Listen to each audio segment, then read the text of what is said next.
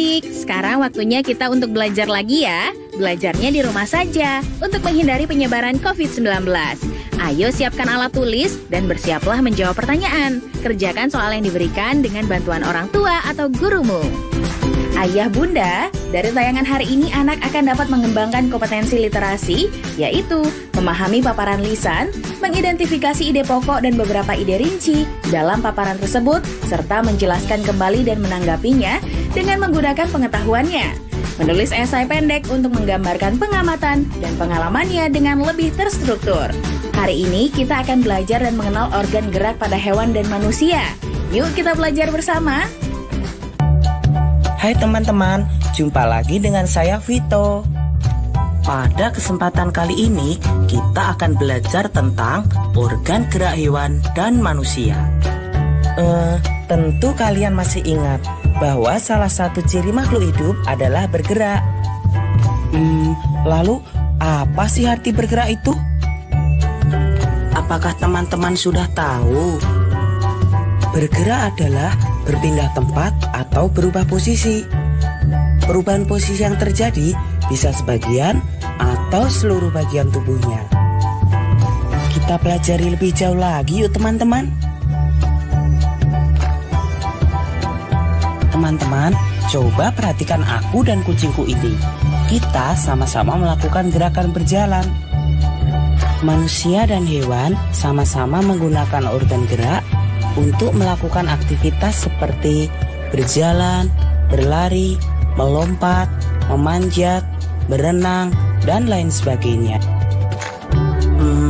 Dari tayangan tadi, kita tahu teman-teman, ternyata alat gerak pada hewan dan manusia memiliki kesamaan.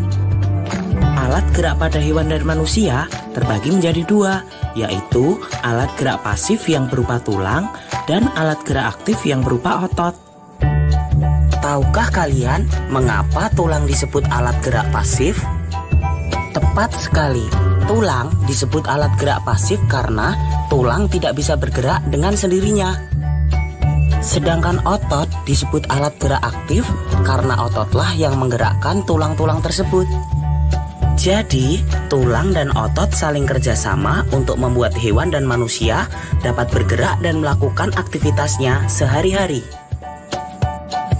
Bagaimana teman-teman? Apakah sampai di sini kalian bisa memahami? Kita lanjutkan belajar lebih jauh lagi yuk. Teman-teman, coba kalian amati hewan-hewan yang ada di hutan ini. Menurut kalian, bagaimana cara gerak hewan-hewan tersebut? Tepat sekali, hewan-hewan itu memiliki alat gerak dan cara gerak yang berbeda-beda. Sekarang, ayo kita pelajari alat gerak dan cara gerak hewan vertebrata dan invertebrata. Tunggu dulu teman-teman. Sudah tahukah kalian apa yang dimaksud hewan vertebrata dan hewan invertebrata itu? Yeay! Benar sekali teman-teman. Hewan vertebrata adalah hewan-hewan yang memiliki tulang belakang. Sedangkan hewan invertebrata adalah hewan-hewan yang tidak memiliki tulang belakang. Untuk lebih jelasnya, coba kalian amati kedua gambar ini. Gambar di sebelah kanan ini adalah kelinci. Sedangkan gambar di sebelah kiri ini adalah gajah. Kedua hewan ini termasuk hewan vertebrata karena mereka memiliki tulang belakang. Nah, sekarang coba amati alat gerak mereka. Walaupun sama-sama bergerak menggunakan kaki, tapi cara gerak mereka berbeda teman-teman. Apakah kalian tahu perbedaannya? Tepat sekali, kelinci menggunakan kakinya untuk melompat, sedangkan gajah menggunakan kakinya untuk berjalan. Lalu bagaimana dengan kedua hewan ini? Bisakah kalian membantuku untuk menyebutkan alat gerak dan cara geraknya? Benar sekali teman-teman. Hewan di sebelah kanan saya ini adalah burung elang. Burung elang merupakan contoh hewan vertebrata yang bergerak dengan menggunakan sayap. Cara gerak burung elang adalah dengan cara terbang. Sedangkan hewan di sebelah kiri saya ini adalah ikan. Kalian semua tentu sudah tahu kalau alat gerak ikan adalah berupa sirip. Cara geraknya adalah dengan cara berenang. Lalu bagaimana dengan kedua hewan ini? Kedua hewan ini termasuk hewan melata, teman-teman. Tahukah kalian apa hewan melata itu? Hewan melata adalah hewan yang bergerak dengan menempelkan perutnya ke tanah. Kadal dan ular ini adalah contoh hewan vertebrata yang bergerak dengan cara melata. Bagaimana teman-teman? Apakah kalian sudah memahami cara gerak dan alat gerak hewan-hewan vertebrata? Luar biasa. Sekarang saatnya kita mempelajari alat gerak dan cara gerak hewan-hewan invertebrata. Seperti halnya hewan vertebrata, hewan invertebrata juga memiliki alat gerak yang beragam. Ada yang bergerak menggunakan kaki, ada yang menggunakan sayap, dan ada pula yang menggunakan perutnya. Sekarang, mari kita bahas satu persatu, teman-teman. Tahukah kalian hewan apa di sebelah kanan saya ini? Tepat sekali. Ini adalah belalang. Belalang dan jenis serangga yang lainnya adalah contoh hewan invertebrata yang bergerak menggunakan kakinya. Sekarang, coba perhatikan hewan di sebelah kiri saya ini dan amati apa alat gerak hewan ini.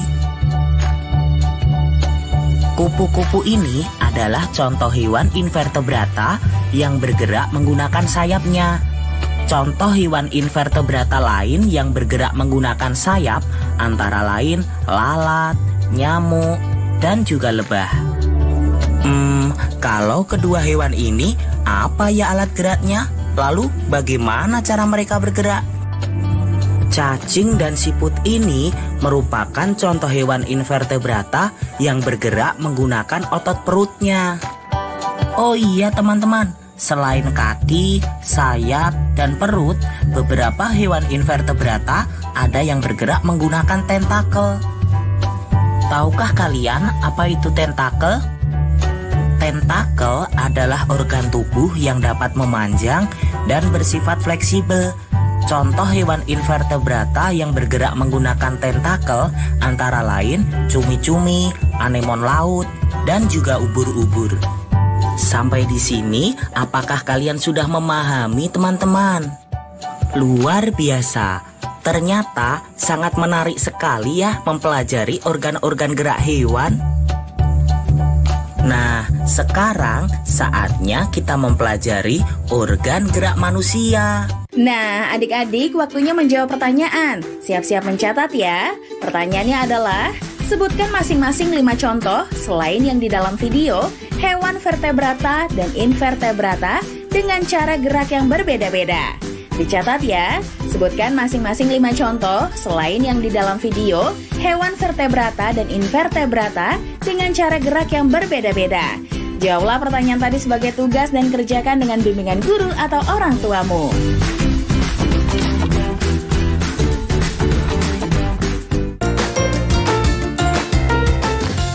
Hai teman-teman, gimana kabar kalian? Kali ini kita akan mempelajari tentang organ gerak manusia dan fungsinya. Masih ingatkah kalian bahwa alat gerak manusia terbagi menjadi 2? Tepat sekali.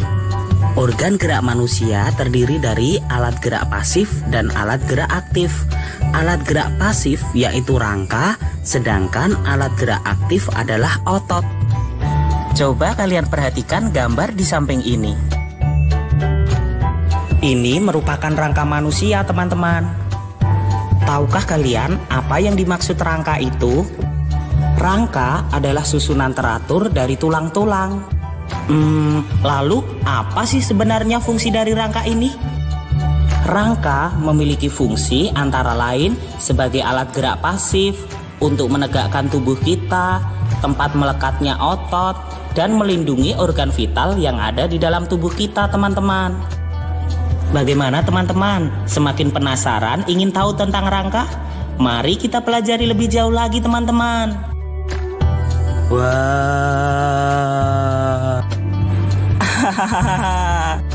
Bagaimana dengan kostumku ini teman-teman? Saya memakai kostum rangka. Sekarang mari kita belajar bersama-sama teman-teman. Rangka tubuh manusia dikelompokkan menjadi 3, yaitu rangka kepala, rangka badan, dan rangka anggota gerak. Kita pelajari lebih detail lagi yuk teman-teman.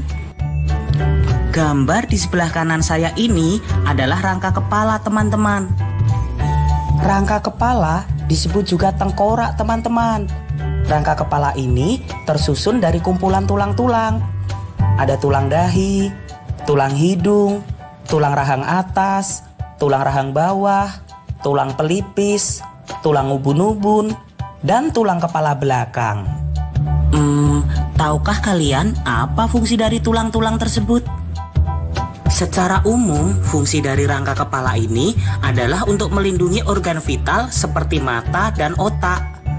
Rangka kepala ini juga memberi bentuk wajah seseorang. Selain itu, dengan adanya rahang bawah di kepala, kita bisa melakukan aktivitas seperti makan dan berbicara. Baiklah teman-teman, sekarang saatnya kita mempelajari rangka badan. Teman-teman, coba amati gambar di samping kanan saya ini. Ini adalah rangka badan teman-teman. Kita bisa mengelompokkan rangka badan ini menjadi 4 kelompok, yaitu ruas tulang belakang, tulang dada dan rusuk, tulang gelang bahu, dan tulang gelang panggul. Kita pelajari lebih jauh lagi yuk teman-teman. Ini adalah gambar ruas tulang belakang. Ruas tulang belakang terdiri atas 33 buah tulang, yaitu 7 ruas tulang leher, 12 ruas tulang punggung, 5 ruas tulang pinggang, 5 ruas tulang kelangkang, dan 4 ruas tulang ekor. Fungsi dari rangka ini adalah untuk menegakkan badan, menyokong kepala dan tangan, serta untuk melekatnya otot dan tulang rusuk. Kalau ini adalah tulang dada dan tulang rusuk teman-teman. Tulang dada tepat berada di tengah-tengah, sedangkan tulang yang nampak seperti garis-garis ini adalah tulang rusuk. Tulang rusuk terdiri dari 12 pasang teman-teman. Fungsi tulang dada dan tulang rusuk ini adalah untuk melindungi organ vital seperti jantung dan paru-paru kita teman-teman. Bagaimana dengan ini teman-teman? Apakah kalian tahu nama tulang ini?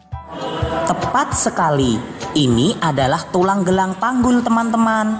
Tulang gelang panggul atau tulang panggul ini terdiri dari tulang usus, tulang duduk, dan tulang kemaluan. Fungsi dari tulang panggul ini adalah menyangga badan kita ketika kita sedang duduk. Selain itu, tulang panggul juga melindungi organ vital di perut dan juga untuk melekatnya tulang paha atas. Kalau ini adalah gambar tulang bahu teman-teman. Pada tulang bahu terdapat tulang yang berkaitan, yaitu tulang selangka dan tulang belikat. Sampai di sini, apakah kalian memahami teman-teman? Luar biasa. Sekarang saatnya kita mempelajari rangka anggota gerak. Coba teman-teman perhatikan gambar berikut ini. Rangka anggota gerak terdiri dari rangka anggota gerak atas, yaitu tangan, dan rangka anggota gerak bawah, yaitu kaki. Sekarang kita pelajari satu persatu ya teman-teman. Coba perhatikan gambar ini teman-teman. Apakah kalian bisa melihatnya dengan jelas? Tepat sekali. Ini adalah rangka anggota gerak atas atau tangan. Rangka anggota gerak atas ini tersusun dari beberapa tulang. Di antaranya ada tulang lengan atas, tulang pengumpil, tulang hasta, tulang telapak tangan, dan tulang jari-jari tangan. Bagaimana teman-teman? Apakah kalian sudah memahami?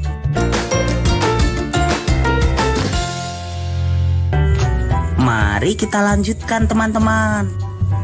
Kalau gambar ini adalah rangka anggota gerak bawah atau kaki. Rangka anggota gerak bawah ini juga terdiri dari beberapa tulang teman-teman. Antara lain tulang paha, tulang kering, tulang betis, tulang tempurung lutut, tulang pergelangan kaki, tulang telapak kaki, dan tulang jari-jari kaki. Nah, sampai di sini kita sudah selesai mempelajari tentang alat gerak pasif pada manusia, teman-teman. Sekarang saatnya kita mempelajari tentang alat gerak aktif pada manusia. Masih ingat kan teman-teman apa alat gerak aktif pada manusia? Tepat sekali, alat gerak aktif pada manusia adalah otot. Tahukah kalian apa otot itu? Otot adalah jaringan yang ada di dalam tubuh manusia yang bisa menggerakkan tulang, sehingga membuat hewan dan manusia seperti kita dapat bergerak. Lalu sebenarnya apa sih fungsi otot ini? Fungsi otot antara lain yang pertama, menggerakkan tulang sehingga kita bisa melakukan aktivitas seperti berjalan, mengangkat, dan memegang. Yang kedua, otot juga menggerakkan organ tubuh seperti jantung, usus, dan juga lambung. Dan yang ketiga, otot mengalirkan darah ke seluruh tubuh kita, teman-teman. Tahukah kalian, otot manusia dikelompokkan menjadi 3, yaitu otot polos, otot lurik, dan otot jantung. Wah, semakin penasaran nih, apa sih perbedaan ketiga otot itu? Kita pelajari lebih jauh lagi yuk teman-teman. Otot polos ini mempunyai ciri-ciri khusus teman-teman. Ciri-ciri otot polos diantaranya adalah waktu kontraksi antara 3 sampai 180 detik. Bentuk dari otot polos adalah gelendong. Otot polos ini terletak pada organ dalam. Otot polos memiliki satu inti sel yang berada di tengah. Oh iya teman-teman, pergerakan dari otot polos ini sangat lambat dan mudah lelah. Tapi otot polos ini bekerja dengan sendirinya. Jadi saat bekerja, otot polos tidak dipengaruhi oleh otak. Lihat gerakanku ini teman-teman. Nah, kalau kita sedang menggerakkan anggota tubuh kita itu, yang bekerja adalah otot lurik teman-teman. Otot lurik adalah otot yang menempel pada rangka. Maka otot lurik juga disebut otot rangka. Tahukah kalian mengapa disebut dengan otot lurik? Tepat sekali, dinamakan otot lurik karena jika kita lihat ada sisi gelap dan sisi terang yang berselang-seling. Jadi disebut dengan otot lurik teman-teman. Nah, ciri-ciri otot lurik adalah otot lurik memiliki bentuk silindris dengan garis gelap terang.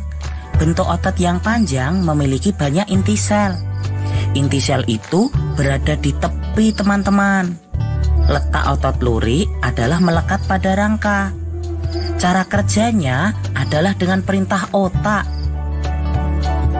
Oh iya teman-teman, otot lurik ini bekerja dengan cepat dan mudah lelah teman-teman. Jadi saat melakukan aktivitas jangan terlalu memaksa otot lurik kita ya teman-teman. Kasian, nanti mudah lelah. Wah, ternyata banyak sekali ya teman-teman cirinya. Tapi kalian pasti ingat tentunya. Otot jantung ini berfungsi dalam memompa darah ke seluruh tubuh teman-teman. Lalu bagaimana sih ciri-ciri otot jantung ini? Otot jantung berbentuk silindris dan memiliki percabangan. Pada otot jantung memiliki satu inti sel yang berada di tengah. Otot jantung ini terletak pada jantung teman-teman. Bekerjanya tanpa kesadaran manusia. Jadi otot jantung ini bekerja terus-menerus dan tidak membutuhkan istirahat. Wah, kalau istirahat bisa-bisa jantung kita berhenti bekerja teman-teman. Nah, kini waktunya menjawab pertanyaan. Siap-siap mencatat ya. Pertanyaannya adalah, buatlah model sederhana alat gerak manusia berupa wayang. Tulis juga langkah-langkah pembuatannya. Dicatat ya, buatlah model sederhana alat gerak manusia berupa wayang. Tulis juga langkah-langkah pembuatannya. Jawablah pertanyaan tadi sebagai tugas dan kerjakan dengan bimbingan guru atau orang tuamu. Sekarang mari bantu Kemendikbud menjadikan program belajar dari rumah di TVRI lebih baik dan menyenangkan untuk kamu. Ikuti survei evaluasi program belajar dari rumah di TVRI dengan membuka laman s.id/surveybdr. Untuk kamu yang berada di daerah 3T, terdepan, terluar, dan tertinggal, bisa mengikuti survei lewat SMS gratis dengan mengetik BDR, kirim ke 93456. Jangan lupa ajak orang tua dan gurumu juga ya.